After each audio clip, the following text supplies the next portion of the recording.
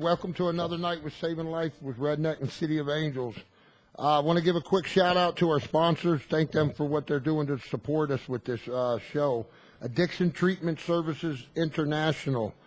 The Recovery Place in Florida, an awesome, awesome facility helping a lot of our kids out. I just thank you guys so much for what you do. And there's always Insight to Recovery in Boynton Beach, Florida. You guys have an awesome program down there. A lot of kids are coming back with a different outlook on recovery. New people on board with the Footprints to Recovery here in New Jersey. And Good Future in Florida for our adolescents. You guys are doing an awesome job there. I just want to thank you. We couldn't do this without different support from different places. And, you know, we all got to work together, you know, with this fight, with this disease. So I just, with, you know, bottom of my heart, I just want to thank you all. Talk a little bit about our next fundraiser. September 14th is our walk for recovery. We're doing it's actually taking place at Rock Fest. We kind of changed our gears this year. We're going to do a walk. You can go under our website under cityofangelsnj.org. Go to the bottom of the page and you'll see a sneaker with wings on it. Click on that. That will take you on if you want to come on and start your own team, or if you would like to sponsor a team, or just donate to the cause. So definitely you'll hear more about that in the future. But September 14th is the walk. Tonight we got a couple young ladies in here. As always, we always talk about recovery, different people, different stories, different ways that all of us, you know, come to the point in our life when we're finally just sick and tired of being sick and tired. So I like to hear different stories from everybody because, you know, we can't all do it the same way. And I know what I had to do, you know, in my journey is probably a little different than what these ladies done, but we're all looking for the same thing. So Alexa and Nancy, I just want to thank you girls for coming on tonight. And I can already tell this is going to be a fun night. I guarantee I'm going to get stumped. And it's very, very seldom I can meet somebody that can actually stump me and shut me up. And I'm finding out that Nancy's probably going to be one of them people that I'm kind of nervous about this woman. But Alexa, why don't we start with you? I know you do our women or relationships. Yes, relationships in recovery. I'm privileged to have the 10th show, and it's called Relationships in Recovery on City of Angels Recovery Radio. We meet here at headquarters every other Thursday night at 7:30. Actually, I just finished up my show for this week just a little while ago, so I stood around to be a part of your show, and I'm really happy to be here. That's awesome. We were going to do it last week, and we had the open house, so we decided to move it back a week just so it wasn't so much. I guess you live a little distance away. Yes. Yeah, I live about 40 minutes away. And see, that's what I shouldn't say cool, but it is people, you know, God brings so many different types of people in our life that, you know, it's one thing if you live right here 5 or 10 minutes away, so it isn't that hard to come in and give back. But, you know, some of these ladies and our volunteers live 40 minutes, an hour, hour and a half away, and they're committed. 1 night, 2 nights, 3 nights a week, whatever it is. So I definitely commend you, and I want to thank you so much for what you do. Thank you. A huge part of my recovery. I'm already seeing that I'm going to get stumped. You got to stop doing that. We're being filmed. Nancy gets a little wild. She's a little wild. She had a tick on her back. That's what she was saying outside. But we're having fun, and the cool thing about this, all our shows is, you know, recovery is fun, and we can cut up and we can do the same thing we were doing when we were out there using and just laugh. So why don't you, tell us a little bit about your story and where you're at in your journey in recovery now. All right. Well, my clean date is September 22nd, 2009. I've been involved in recovery. Well, in 2008, I gave it a shot, but I wasn't willing to surrender to everything. I thought that I could still drink since I didn't really feel like alcohol was my problem. And I never really gave the recovery program I was in 100% shot. And I went out and did some more research and proved that everything you guys were telling me was true. And I came back in 2009 having went back to my drug of choice. And willing to, I guess, surrender at this point and do all the things that are necessary for recovery. And then, you know, I could say the rest is history, but my life has changed completely. You know, trying to get right. A lot of my recovery has been trying to get right with the kid growing up who felt very isolated and not a part of. We moved a lot as kids, so I was always having to put on a new persona to fit in. I got real good at that, and I lost myself in the process, and I don't think I ever really truly found out who I am or what I like. I used drugs and alcohol to just feel better. It wasn't just a medical euphoria for me. It became a part of fitting in and being finally good enough and feeling okay in my own skin and able to relate to people and be social. Get through school, relate with family, whatever the case may be. Drugs gave me that false sense of security. And, for some people were able to kind of put that stuff away as they got older. My story was a little bit different. I used harder and heavier as I got older, and it almost killed me. And so, when I found recovery, I had a chance to kind of address those things, those issues that I didn't even know I had. And that's what I've been doing over the last 4.5 years in my fellowship. And you talked about giving back. A huge part of this for me was, at the end of my using, I was the girl who went into my bedroom and I would shut the door until the phone rang saying, "Okay, we got the stuff, come get it." There was no socialization. There was no. I was never happy. I didn't want to pick up the phone unless it was drugs, and as a result, I isolated myself from my family and became separated from anybody with any healthy interests, and just felt, just completely worthless. But I always felt like one day this will stop. One day, Alexa, you're going to stop using and you're going to live a normal life. And I was never really willing to surrender or accept recovery as a solution to what it was. So I finally surrendered, like I said, in 2009. I'm very involved in service and the things that I have to do to stay here. Driving 40 minutes is not a big deal. I drove 9 hours with a friend of mine to go speak at a convention in Montreal, which was a highlight of my life. Wow. So I'm willing to go distances to carry a message and to help in any way I can. Wow. Well, you just talked about all them emotions and feelings that you went through, and that's why you were getting high. Them emotions and feelings didn't go away when you quit getting high. How'd you deal with them? I would just keep stuffing them down. A lot of what, I feel like a lot of people can relate to too. It's not just substances. I used food. I used anything outside myself that made me feel good and could forget about what that feeling was. We talk a lot about fixing a feeling with a feeling, and that's a lot of what I did. I just stuffed it all down, and then, when the feelings, when the drug would wear off, whatever it was, and the feelings would resurface, I had to find something else to numb myself again. And if I couldn't get drugs, I couldn't always get drugs. If I couldn't get drugs, it would be something else. And I found that even when I got clean, now all these feelings are coming up. They're magnified intensively. My brain is feeling and things are happening to me, to my mind and my emotions and my body, and all these things are happening, and I'm not sure which end is up most of the time. Had I not had the tools that I had in recovery to cope with that stuff, I'd be using again. Absolutely. There's no question about that, because I never knew how to deal with the feelings and emotions that I had in life. Recovery gave me those tools. Well, what happens now when you go through, and just because we get clean, we know that life doesn't become a bowl of cherries, Not so at to all. speak. When these emotions or these feelings come up now in recovery, what do you do? And I'm talking about, like, people's out there listening.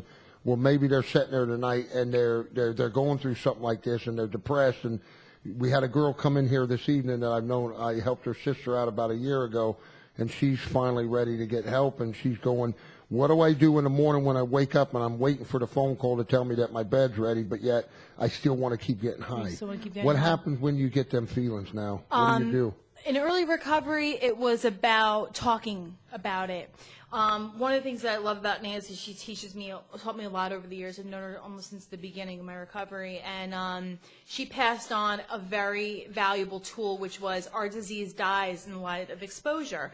The more I kept these feelings to myself, the more I harbored emotions, the more I allowed fear to paralyze me and not verbally and not share where I was at for various reasons, the sicker I got.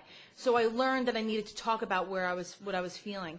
Anybody who's new in recovery, who doesn't have established clean time enough yet, is still plagued with the cravings and the emotions, and is waiting for a bed to get into recovery, those very raw first, beginning weeks and maybe months of their recovery, my suggestion is to get to a meeting. If you can get to a meeting, please get to a meeting. There's a ton of meetings in whatever fellowship you want, all the time. There's even online forums for discussion too. Those things, surrounding myself with people in recovery during those early stages, kept me developing friendships, but most importantly, got me used to talking about how I was feeling. And over the years, I've gotten cravings to use.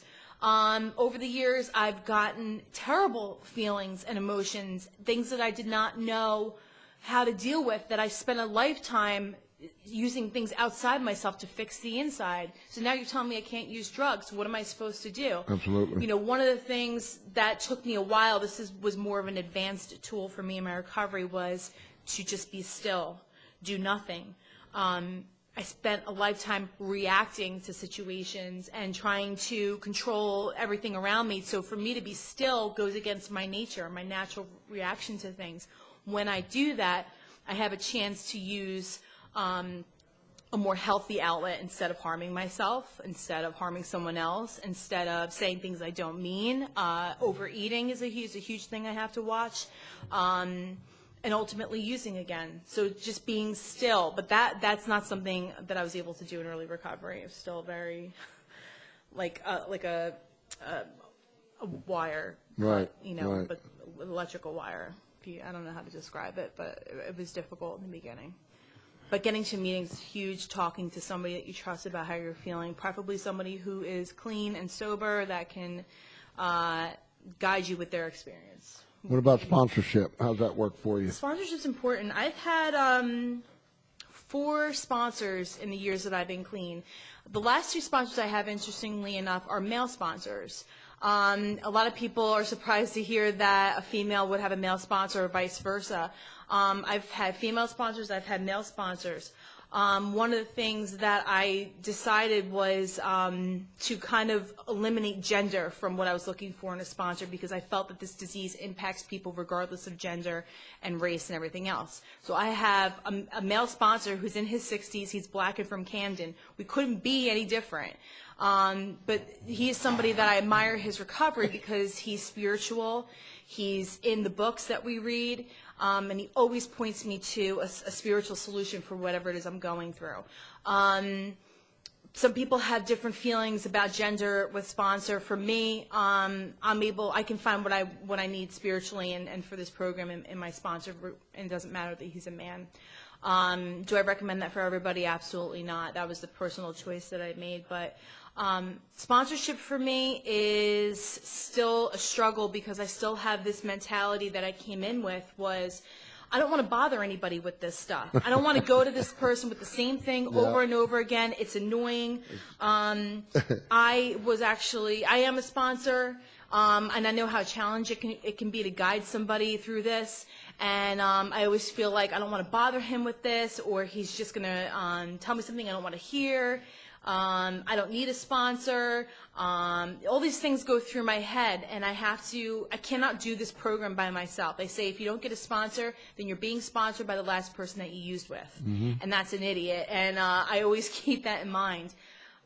Working on the 12 steps and my journey through the 12 steps the first time was with the guidance of a sponsor, somebody who was experienced in step work and could help me deal with the feelings that were coming up and processing the recollections of things and all the things that were coming up in my journey to try to change. It was somebody that I needed to trust.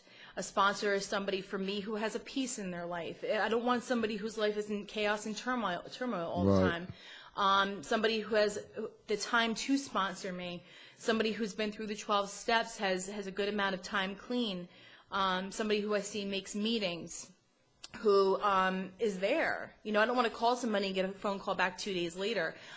If I need to reach my sponsor, I need that person to say, yes, I have the time, and then commit to that. Right. Those are the things I try to do as a sponsor and try to guide people the way that I was guided. Very important to have a sponsor. I've seen people do this and stay clean without a sponsor. You know, it's not my recommendation. It's a huge part of the program. So, very important. How important is your meetings to you right now in this at your stage in recovery? At this stage of the game, I still make 4 to 5 meetings a week. I'm lucky enough to work across the street from a meeting that meets at noon. That meeting has changed a lot over the years. It means different things to me now. But I'm really blessed to, if I want to, be able to just walk over there, because on my lunch break, I get to go sit in a meeting. How lucky am I? Wow. And I get to get a little bit of restoration, because if I have a bad morning, I go there, I feel better, I finish my day. And that's usually like 2 or 3 times a week.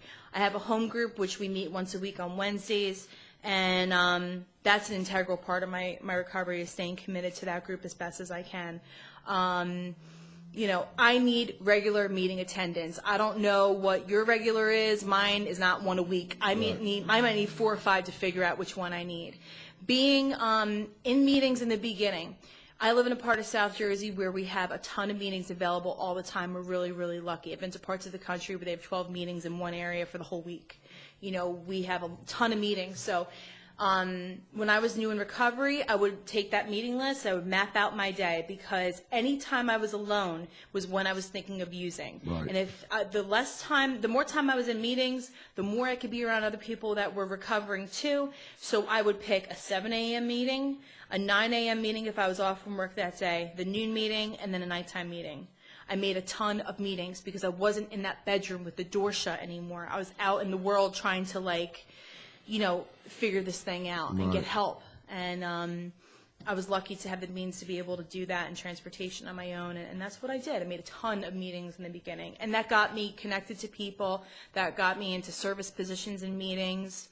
I got to give rides to people. That kept me accountable, because I had to show up for them. Can you give me a ride on Thursday? Yeah, I'll be there. You know, I made a commitment to somebody. I learned to make commitments and to keep them. In the meetings is where recovery happens. I would see people sharing, you know, atrocious, traumatic things that they were going through, and I would sit there like, you know, if I go back out and I continue to use, I know that's going to happen to me. Or, you know, women were losing children were dying, or breakups were happening, divorces, natural disease, whatever was going on, and people were staying clean. That's where my inspiration and my hope came from, was seeing people get through things and staying clean as a result of recovery. And that inspired me. And then I made friends, and I was like, you know, if I thought about using, I was like, well, I really don't want to disappoint so-and-so. I don't want to let them down. I don't want to come back in and say, you know, I screwed up. Even though it's okay to do that, I felt like a sense of, like, you know, connection to people. And I didn't want to let them down. That's what kept me clean, too, in the beginning. Right. And, you know, she touched on so many different areas, and the biggest thing that I got from it was the program is made up in so many different areas that what works for you as an individual. I know a lot of people that disagree with the gender part, where men stay with the men, the girls stay with the girls. That works for certain people. Me personally, a year ago, I thought that was, you know, the wrongest, because that's what I was taught in recovery. Here in the last year, I personally, myself, I went through a lot of changes, and I'm learned to make changes. Allison knows a lot about that with me, is I'm always scared of changes. If it ain't broke, don't fix it. But I've noticed times have changed since I got clean. When I got clean, things were completely different. Nowadays, it's like whatever works for you, whatever's keeping you clean. Who the hell is anybody to set up and judge you and tell you that that's wrong? If you're staying clean and sober, not only that, but if you're actually growing and changing, then who the hell has got the right to tell you that you can't do that? You know, personally, I don't even know how I feel about it no more. I mean, be honest with you, I'll be straight up, because I get to experience the before, during, and after of you guys in recovery, especially the young kids that come in here. So I get to see times have changed since it was when I first got clean. It's completely different. A lot of what I noticed was when I was ready to transition from one sponsor to the next. And some people stay with their sponsors for their entire, you know, they only have one sponsor, and some people move on for different reasons. When I decided I was going to make that change, I was looking around at women in my area, and I couldn't find any with the clean time, whose recovery I respected enough to you know, link up to them and ask them to sponsor me. It's unfortunate that in our area, and I won't, you know, specify which, there's just not a lot of that going on. I think a lot of people come to Nancy and I, maybe 4 or 5 other women that I can think of, for sponsorship a lot. And if I'm not available, I'll send her to Nancy. If Nancy's not available, she'll send her to someone else. So I noticed that too. distance, having a sponsor in close proximity to me is very important because I like to be able to meet up with my sponsor on a regular basis. I can't do that if my sponsor lives an hour away. Right. I need somebody who lives close. My sponsor even works down the street from me. It's very convenient. And just we're lucky. I'm able to, there will never be any sexual attraction with that. That's one of the concerns with sponsorship. For me, that's not the case. If it ever turned up that way, I know that it would be healthy to separate, but Right. It's been since September of 2013, and it's been a wonderful relationship so far. Somebody Awesome. who's recovery of respect. Period. Wow, we got a lot more questions to come along. We're going to move on.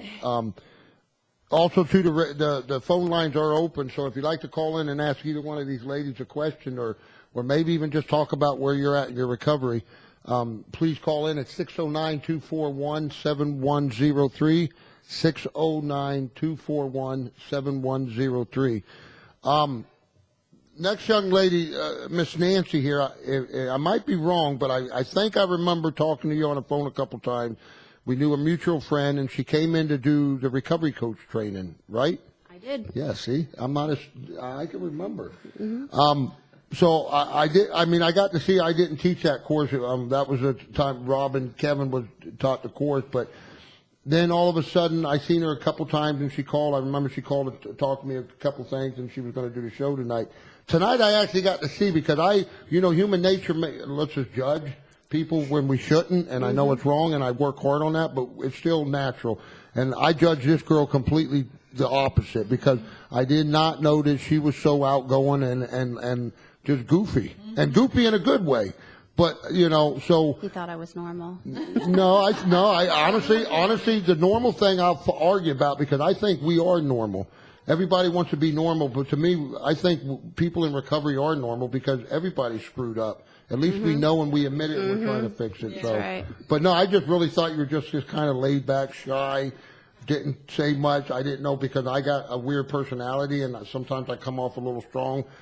Tonight I'm going, what was I holding back for? She's worse than I am. Yeah, So. yeah, don't hold back. But Nancy, I just want to thank you so much, sweetie, for coming in and doing the show with us tonight. I'm Thank you for dying to having hear me. your story. So why don't you start out the same way as she did and just kind of tell us a little bit about your journey? Okay. I've been in recovery since 2006. I've been clean since January 2nd, 2008. I got clean when I was 42 years old. So, my life, like 12 years old, I started using lightly, drinking, smoking weed, that kind of thing. And then I got into heavier drugs, and I caught up with this guy, and we dated from the time I was 15 until I was 21. And I was literally a junkie, shooting up like crazy till I was 21. Finally broke up with him and started to live this normal life. So I never knew that I was an addict. So from like 22 to like 28, I was pretty normal, I thought. I drank, and it's funny because when I think back on it now, I still used, but not as heavy when I was in that crowd. So I really was still using off and on. And then I got married and had a baby, and I had a C-section, and after the baby, then I was on pain meds, and then my husband was taking, it was like this whole lifestyle developed, and and he was worse than me, so I left him, and then I moved away, and I moved away for about 4 years, and I did really well. I wasn't doing any drugs, and then I moved back. I have a son with autism, and when he was diagnosed, I moved back to New Jersey and picked back right up. And it's so funny when I think about it and when I talk about it, because the perception I had at the time was so distorted. I thought I was really cool and I thought I was amazing. It was this weird because I hated myself, but I thought I was this super cool gal. I had a house and a car and a job, and I was, selling drugs out of my window, by my bedroom window across from a bus stop, which is like ludicrous. And, I look back on that now, and at the time I thought it was completely different, But in the end, for me, I had to get to my bottom, and the problem was I didn't think I had a problem. I thought the world was my problem. Damn, imagine that. Everybody else was the problem, not me. So I had to lose some things, and in my experience, I was losing things all along the way. But I didn't. My perception, again, because we have a disease of perception, wasn't that. It seemed like my life was fine until I got to one day, and then in the span of about a week, it changed. In a week, my house was in foreclosure, my car. You okay over there? I'm trying to plug her down and get some water. She got water for Oh, us. okay. I'm sorry. So, like, I figured it was like in the span of a week or 10 days, my house is in foreclosure, my car gets repossessed, I lose my job, DIFUS is investigating me for a neglect charge, and it seemed like it all happened like in the span of a week. But the reality was it was building up to that, because I was having trouble making payments on my house, and I kept refinancing it, and and then it kind of all blew up at once, and it was like the devil came knocking and wanted to get paid and took everything. And at that point, I was literally suicidal, and I didn't know what to do. And I come from a big family of 7 brothers and sisters, and I say that a lot when I share at meetings because we're not particularly that close. We're off again, on again. We have family and non-family sections when we are together, kind of thing. And I was particularly close with my one brother, and I was talking. He had called me because he actually heard about me through other people talking about me in the neighborhood, and said, "Whatever it is you're doing, you need to stop." And I got really emotional. I didn't know what to do, and he said, "You just have to admit you're out of control. You have to." And it was his way of saying you have to surrender, but I didn't understand it. And I remember after that, I picked up the phone and called somebody that I went to high school with that I hadn't talked to in a really long time, and I was standing in a parking lot, and I'm like, I have a problem and I'm out of control and I don't know what to do. And he said, okay, go to a meeting. And he brought me a meeting list. But I was done. I was willing to do anything. I was emotional. I was at the end. I got to that meeting and I was hysterical. And I met David, gave me my first hug, and he said, welcome home. And I was just a basket. And I just tell me what to do and I'll do it. And that's how it began. But it took me 2 years to get 30 days.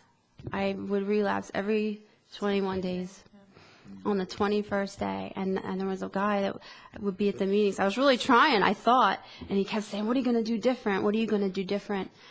And I didn't know what the hell he was talking about. Because I'm like, I got this. I'm carrying the book. Yeah. I know, I'm carrying the book. It looks good. I'm carrying it. I'm going to the meeting, And I didn't realize, but what I had to do different was, and it came through the voice of my sponsor, was I had to, and the question earlier to Alexa about like in early recovery when you're waiting to get in a program and you want to use, she said to me, you have to be a robot. Right foot, left foot, breathe. You have to be a robot. So whatever's happening in your mind, because we all have an internal dialogue, whatever that's saying to you, you have to really be able to say, Yep. F you. Right. But you say F you, because that's what's talking to you. We have a disease that talks to us in our own voice, and you have to realize that's your internal dialogue. And she said you have to ignore that, and you have to push through and just do. And at the time, early on, I had lost all my basic living skills. I didn't know how to clean my house or get my kid on the bus or do the dishes or how to handle my money. And I didn't have much money, so it was really hard to handle it because I didn't know what to pay. I had like 10 bills and only had $200. And, and she actually came over and made a list and put paper all over my refrigerator and times, 7 a.m. wake up, 7:15 tidy up the kitchen, 7:30 wake up your kid, and I would just look, and I was literally a robot. I would look at the list, okay, I'm going to do this, and I would do that, and I would just keep looking, and she wrote down all my meetings, and I had to live like that as a robot, and that's what I did different. And the moment because what I had been doing was I took like this piece of recovery and I agreed with it, because as addicts, we're smart. So I thought, well, I agree with that, but I don't agree with that. So I'm not going to do a 90 and 90. I'm going to do like an 80 and 90. But every day that I missed that meeting was the day I got high. Mm-hmm. So, right. I had to learn what to do different was to become willing to take a suggestion, regardless of whether or not I agreed with it, because nobody there wanted to hurt me. Nobody wanted anything from me. But I came from a world where somebody always wanted something from me. Right. So, and that's how it ended up working for me. And even Awesome. today, I still have to do that from time to time. Sponsorship. I love it. I have a sponsor. She's amazing. She's an ass kicker. I am also on my 4th sponsor, and this time I picked somebody that was really hard on me. And the first thing she said to me is, "I don't do damage control.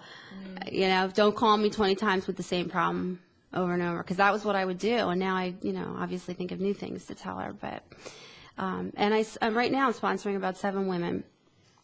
Yeah, 7. I know. Actually, What do you get from that? 6 women, one man. Actually, one guy. Oh, okay.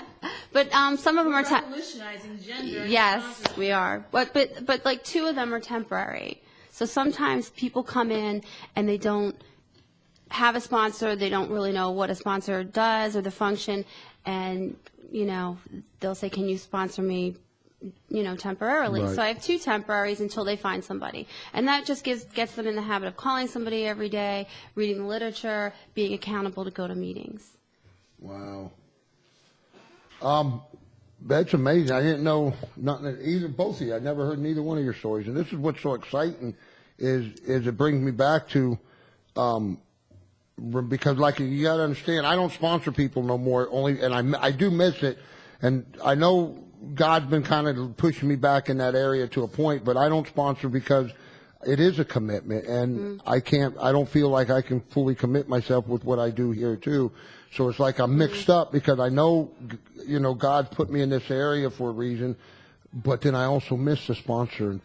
I loved it. It was just something, because I always had a problem that most of us do with relationships. It didn't matter if it was female, male, or my own kids, and I always shied away from. So when I started sponsoring people, that's actually what showed me what a relationship's all about. Is you're not gaining nothing in it from it other than learning. And I learned more from kids that I sponsored, young people I sponsored, than I did from, all the years of going to school. So that's something I'm trying to figure out a way to get back into. So it's definitely refreshing to hear this. I got a question. A couple of you said, and it was funny because there's no such thing as coincidences, and me and Amanda both looked at each other and smiled. I think it was you that were talking about it, where we were talking about, help me out here, Amanda, what did we smile about? What did she say? And the whole time you're talking, I got to remember this. We talked outside. The male thing? No, it was something else. What are you doing? It's my dad. It's my dad. But going back, it's so cool because the program is such an awesome thing. And I remember when I first started, it was like everything was done this way. There was no branching off. It was just straightforward. And now I'm seeing that there is so many branching off because there's so many different people. You can't do it the same way. I can't tell kids. I can just say, look, this is what I was taught. Yeah. But don't listen to just me. Listen to other people. Get other people's advice. Take suggestions from other people, and just don't pick up. You do a show on it, but how important is the relationship part, and especially in early recovery? How did these, especially the girls, and I'm not putting the guys out, but I've also found from the time I came into recovery till now, it seems like the girls have the worst problem with thinking they have to belong, they have to have somebody. Right. What is your intake on a relationship early in recovery? I came into recovery already having been in a relationship. That person was instrumental in me coming into the rooms. That person was not in recovery, but helped me and came with me to all the meetings I went to in the beginning and supported me in service work. And when I went to go hang out with other people, that person was there. Because I didn't know how to do anything by myself. I always relied on someone else as like my sidekick or like a buffer in social situations.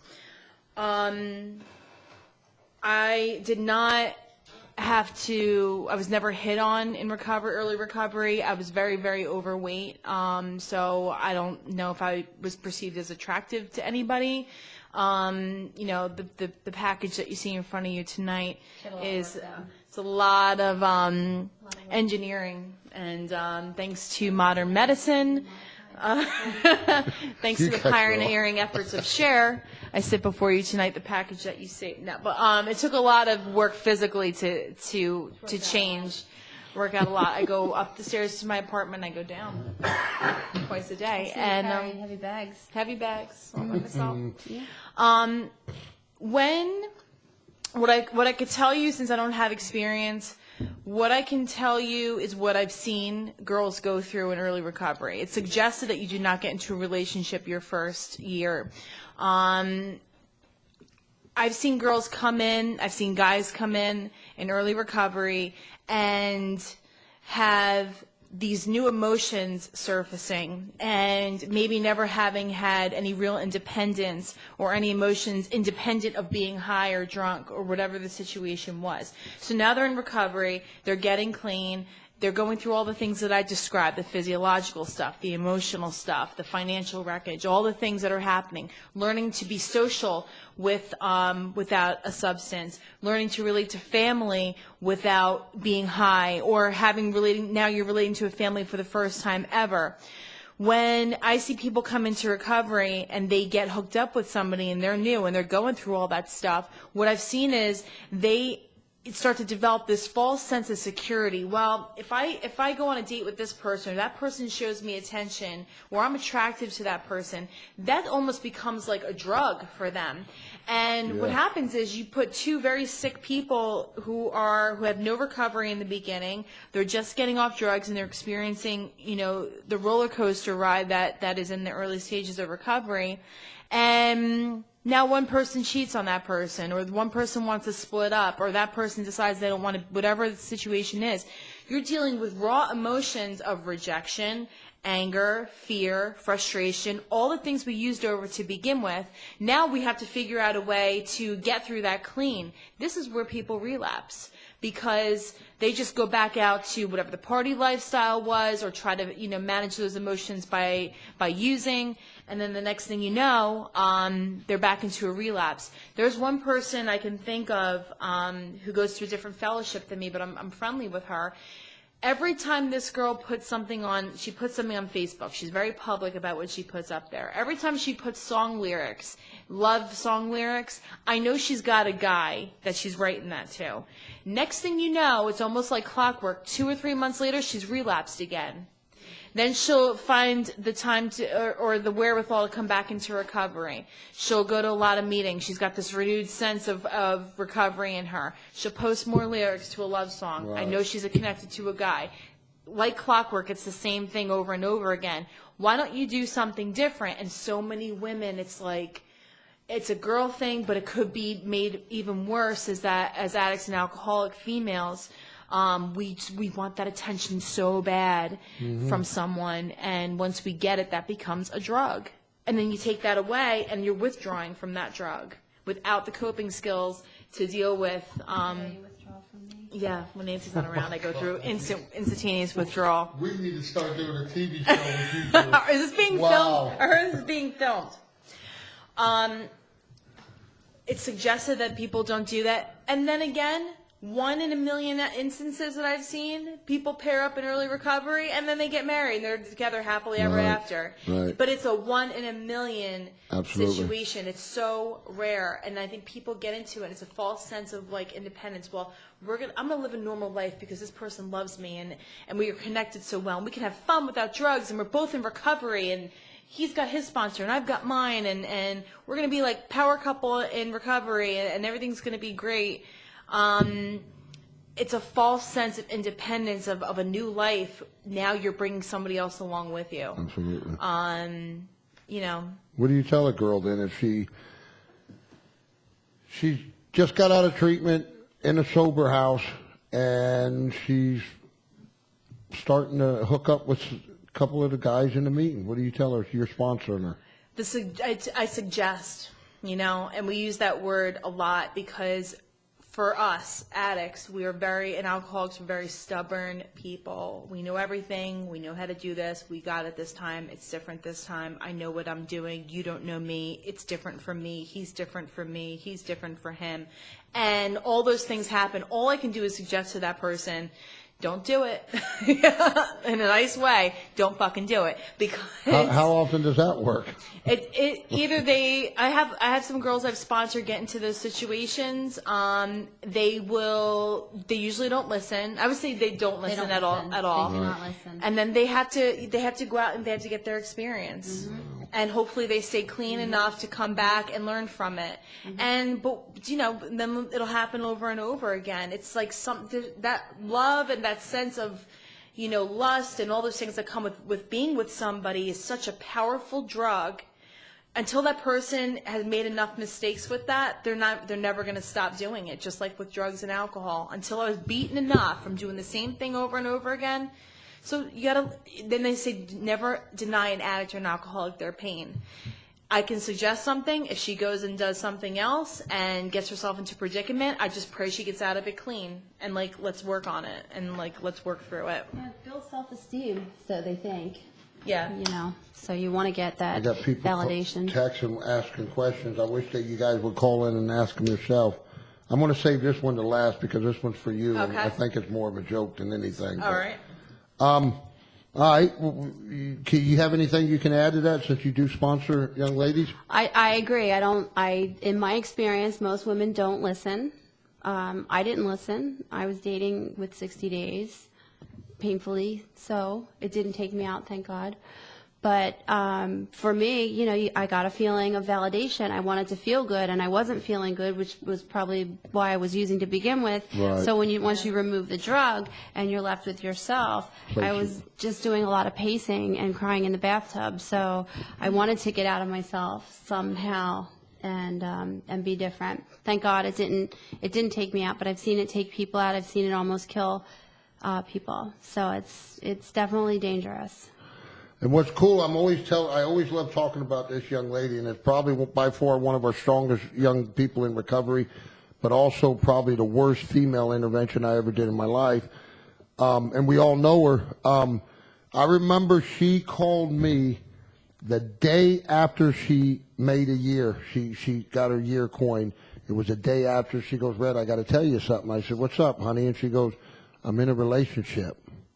I said, okay, that's cool. I wasn't thinking, and I'm going, well, okay. And she goes, but you guys told me not to get in a relationship for a full year. And I went, holy shit, she done that. And she waited till the day after. I've seen that. Okay, so did it work? And for her, it worked. It worked for her. But again, like you said, I've seen people that were in a relationship the first few months, and they made it work. Is it, to me, I always tell them, is it worth a chance? Well, Red, do you know anybody that's made it doing it this other way? Well, of course, but How about waiting? What's that? How about waiting? Exactly. But what I tell them is, I said, if I go by statistics a lot. I mean, I'm looking at if you got thousands of people that are doing it and they made it this way, and you've got just a handful that did it and made it this way, I'm going to go with this side, so to speak. Here's what I can only tell you. It's so easy for us to sit around the table and say those things, but when you're in it and you're trapped in that place with the love and the emotions and the excitement and the newness of a relationship and the newness of being clean and on that pink cloud we talk about, you put all that together, they're not, and if I was in that position, that's it'd be really hard for me. What about my relationship? Say no. I had a little over a year. He had less than. We really wanted to be together. We waited. We were friends, and we waited. Built that friendship. We waited until he had over a year. But in my opinion, and I've said this to sponsees, if you really like this guy and he really likes you, wait a couple months. Absolutely. You can't keep it in your pants for a couple months. I mean, Right. you think you're going to lose them, then obviously you have a self-esteem problem. If you Wait till you can't, turn 50 and you quit anyway, so. you don't have to. Come to me about that. A very close, big part of my recovery, and I want to hear your guys' version on it, is a higher power. Yes. It's not something I struggled with. Having that connection to a higher power is something my mom and my family always said. You don't have to believe in Jesus. You don't have to believe in this. We went to church, but it was like we're Italian Catholic from the Bronx, so like if you're Catholic, you go. For us, it was just occasions. But my mom said, Alexa, just believe something is watching over you. Just believe something's watching over you. If it's grandpa, if it's whoever passed away, grandpa. That's your old grandpa now. No, old grandpa. Old Mrs. Mosley. Whatever whatever Mason John now. Whatever you want it to be, just believe that there's something watching over you. So I always grew up that way. Coming into recovery, being told that, we need to have a higher power in our lives. That was okay for me. I could get that. What I struggled with was two things. One, what is that higher power and what am I supposed to do with it? I believe that there's something watching over me. I believe that I'm here for a reason. I don't believe I'm that lucky that I escaped death and all these things that did not happen to me in my recovery. So I believe that I was guided here by something else, and that's cool. But what am I supposed to do with that? Well, recovery teaches us that we have to turn things over to that higher power. I struggle with that. That means for me, when I talk to you about that pause button or about being still and not reacting, thinking things through, letting some time pass, that for me is a higher power. That's turning over whatever I'm feeling at that point and saying, okay, God, you take this because I can't do this right now. My initial reaction to things is anger and rage. I don't want to do that this time. So you point me in the. She's seen me even recently. We had a little something, but I don't want to do that anymore. So I say, it's just being still in that moment, saying, God, show me what you want me to do. Right. Put me in the place that you want me to be. And it's not always going to come when I want it to come. I just need to be open and willing enough to see it happen. I've seen a higher power work in my life every day that I've been clean. I don't stay clean on my own. I know there's something else out there helping me stay clean, helping me stay committed to this program. I've never lost the enthusiasm for recovery for more than, there's maybe like 2 weeks I can think of in all 4 years where I was like, I don't really feel like doing this right now. And then it comes back. Keeping that in my spirit and wanting to continue with the radio show and continuing with other avenues outside of my fellowship, I know that's a higher power working in my life today. The fact that I've stayed clean this long and continue to do what I'm doing. I know it's not just me, and I think that it's huge, but I see people struggle with the spirituality part of this program. And it scares me. It scares me. But I'm lucky to be surrounded with friends who practice other spiritual beliefs. I've recently, part of the 12th step is like kind of enhancing our spiritual lives and doing other things. I recently found like a non-denominational Christian church. I've been going there and, just go and pray now. Just pray now. And seeing what they do. Like I find that when I'm there, there's a lot of people who appear to me to have very, very peaceful enthusiasm for their spirituality. I like being in that environment. Amen, yeah. Mine is not, I'm not out of the Bible or anything, but I do like being in that environment, and they pray for me. And there's an addictions group there I went to a couple times. It's cool. It's cool to see people recover and look for other avenues to enhance their spirituality. So that's why I've been going to that particular church. And it's cool. Awesome. Nancy, higher power. You're a Buddha. I like the Buddha right now. What I like about recovery and the higher power piece is that it kind of drove me to explore religion in a broader term, because I think most of us that are born into an organized religion don't really question it because it's just the way we were brought up, you know. And, like I have a friend who goes to the Quaker church, which is just pure silence. I joined a Buddhist temple because I like to chant, but I do like this Native American meditation thing once a month, or sweat lodge. I kind of take a little piece of everything that connects with me, and like what Alexa was saying was like she wants to know like who is the higher power, what is the higher, for me, I don't care what it is, because I've come to believe that it exists and it's very personal to me. What is spiritual to me might not be spiritual for you. I feel like my soul is kind of unique to me, almost like an owner's manual, you know, like what's right for me. Right. I know it's in me, and I just have to tap into that. And there's a billion ways to get to the same thing, to God. So, you know, if you're Jewish or Catholic or Buddhist, you're all shooting for the same thing, so you can call it whatever. Same thing as recovery. Yeah, and I've said that because in my home group we say the Lord's Prayer, and some people get really up in arms over the Lord's Prayer. And honestly, because like I said, we could be reciting a Betty Crocker recipe. It doesn't matter what I'm saying. What matters is my intent behind it. What am I feeling? You know, what is my connection? So the words are all man-made, but the intent is what to me is spiritual. You guys are amazing, and I'm just sitting here thinking that I would love for you guys. I know you guys got to drive. Is come down here. Yeah, we're filming this, girls. Come down here on a Tuesday night to our women's group, and actually, Amanda's actually stepping in and taking it over. Cool. But I would love for you guys to come down and talk to our our girls, and there's most Tuesdays, you know, anywhere from 6 to 10 girls, and I think it would be, Yeah, but I think it would be awesome. I mean, you guys have got so much to offer, and this is what the one thing I get excited, especially when I meet new people, is their story. And what you said about a higher power, that's exactly what it is. It's what you feel. And to me, it's in my. I mean, I'm scared of religion. I don't want religion's man-made to me. God-fearing. It's yes, and I was raised in an orphanage, so we were made to go to like a really heavy-duty Southern Baptist type. I mean, these people jumped up and down and hollered and screamed, and then I went through different types of churches through the years, and I just figured, you know what, I'm such a scumbag that God ain't got nothing to do with me. And then when I figured out it was all in here, and it's what I chose to believe, and I choose to call him God, and he's my best friend,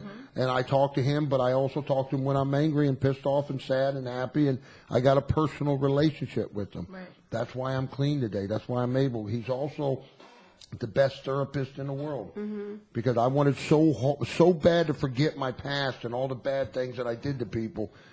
But what he did is he turned it around and he says, "You're not going to forget it. It's impossible. Use it to benefit society," and that's what I do. Yeah. You know, but I do. I commend both you ladies. And, Thank you.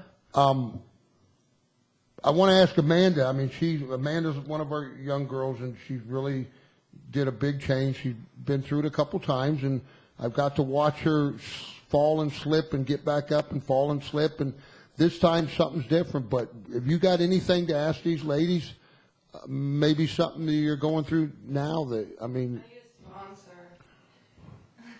Okay, well that's I just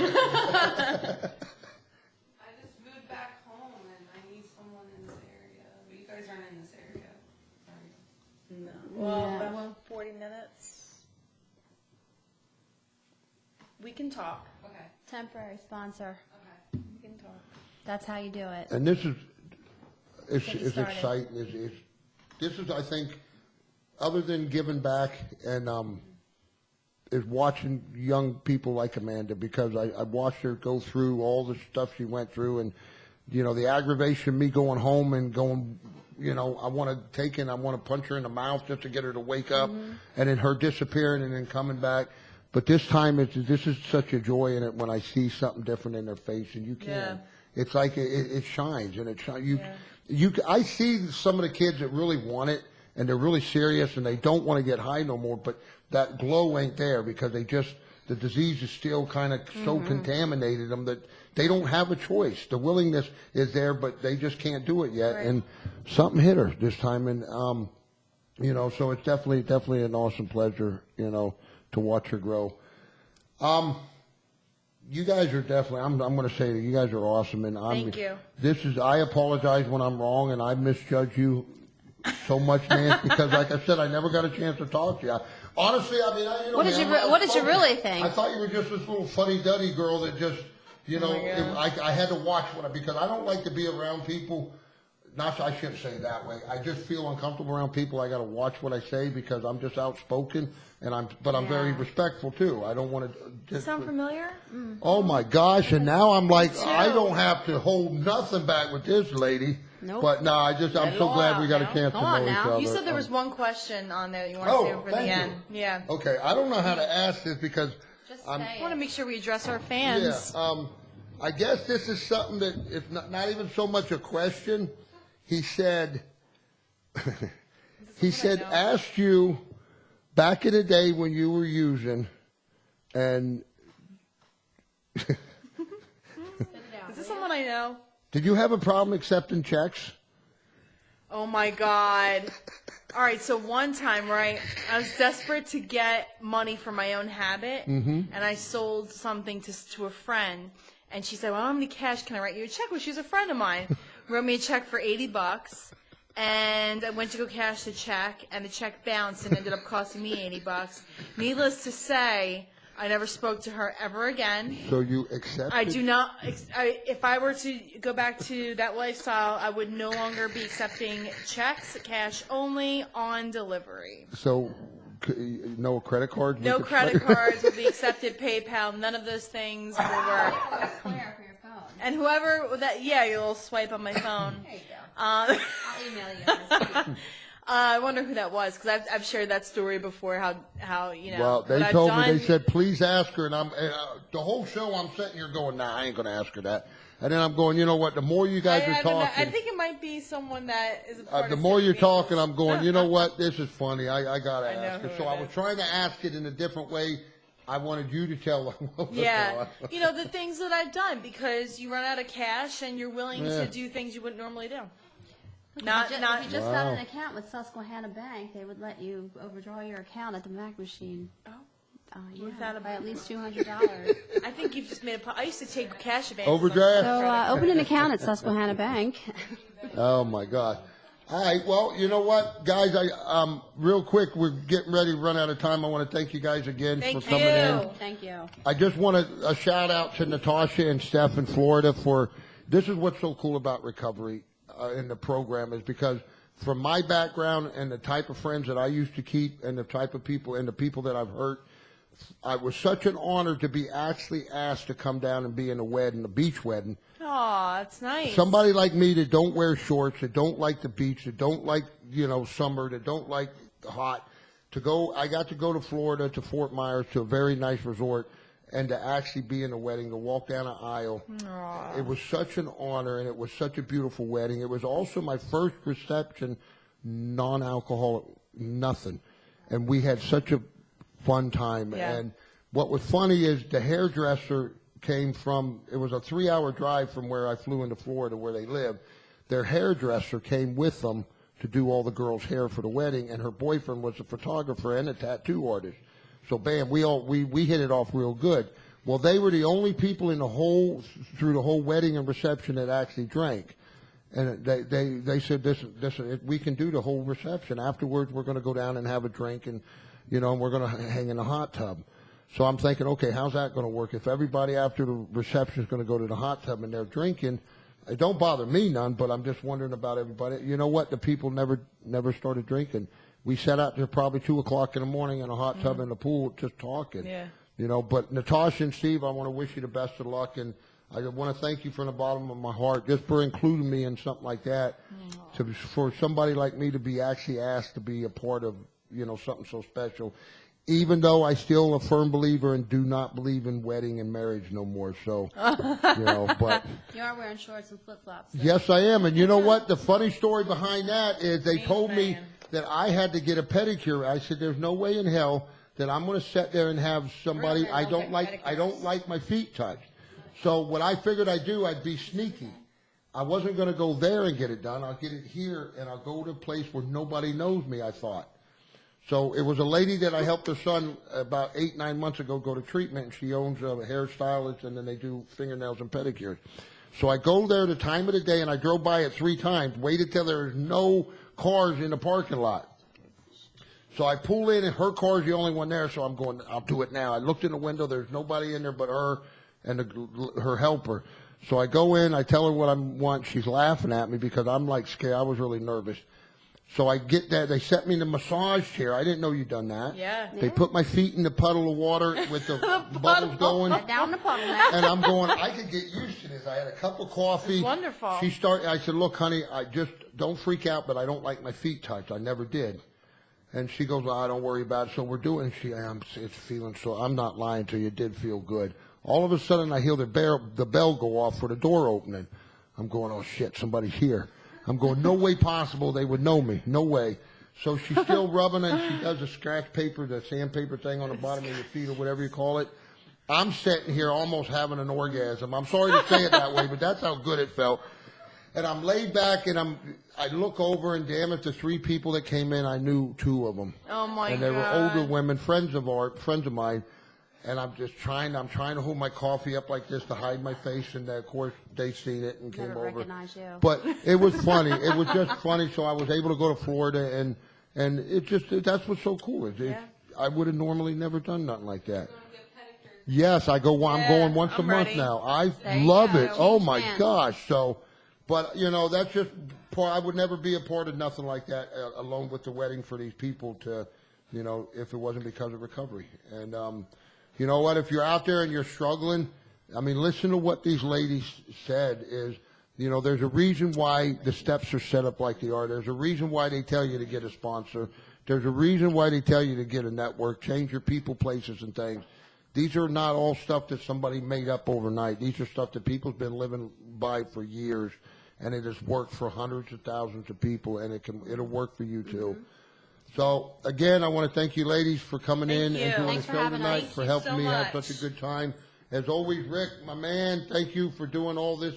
Allison, for putting all this stuff together. And, Yeah. and our little groupie here, Amanda, but I just want to tell everybody just don't give up before the miracle happens. And I want to say good night and God bless. Night.